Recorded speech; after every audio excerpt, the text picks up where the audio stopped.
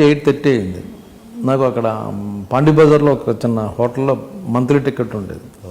ఆ టైంకి మాట్లాడుతూ సుప్రియ మెస్ అనేది మాట్లాడుతూ వంశీరా సార్ భోజనం చేద్దాం, టైం అయింది నేను తినాలి, నా పక్కన ఉన్నాడు సార్ రా అని తీసుకెళ్ళా.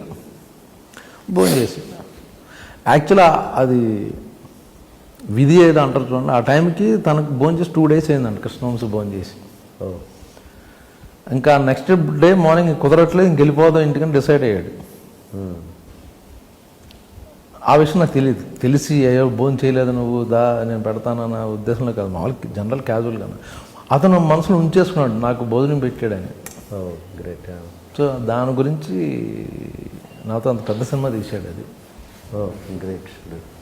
అంటే తర్వాత మీరు రెగ్యులర్గా అంటే ఓకే ఆ రోజంటే తినిపించారు, మరి తర్వాత ఇలా కంటిన్యూ అయ్యారైనా? వెంటనే శివ సినిమా ఆఫర్ వచ్చేసింది దానికి, శివనాగేశ్వరరావు గారు రమ్మని.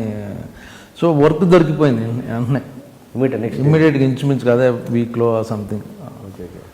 ఇది ఎప్పుడు షేర్ చేసుకున్నారు మీతో? నేను 2 రోజుల నుంచి ఆకలితో ఉన్నాను అన్న. నాకు తెలియదు, తను ఎప్పుడో తర్వాత ఇంటర్వ్యూస్లోని తర్వాత ఎప్పుడో డైరెక్టర్ అయ్యాక అప్పుడు చెప్పడం మొదలెట్టాడు తను. అప్పుడేంటి మీ ఎక్స్ప్రెషన్ ఆయనతో?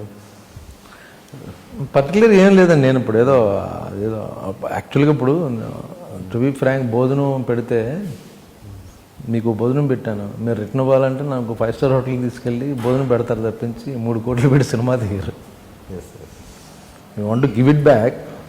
నాకు ఇంటికి పిలిచి భోజనం పెట్టారు, మా ఇంటికి కూడా పిలుస్తాను, లేకపోతే వీటికన్నా ఇంకా బాగా ట్రీట్ చేస్తాను, నేను పైకి వచ్చాను కదా అన్నదాని మీద నేను వాళ్ళు అలా తీర్చుకుంటారు కానీ ఇలా తీర్చుకోరు ఎవరు.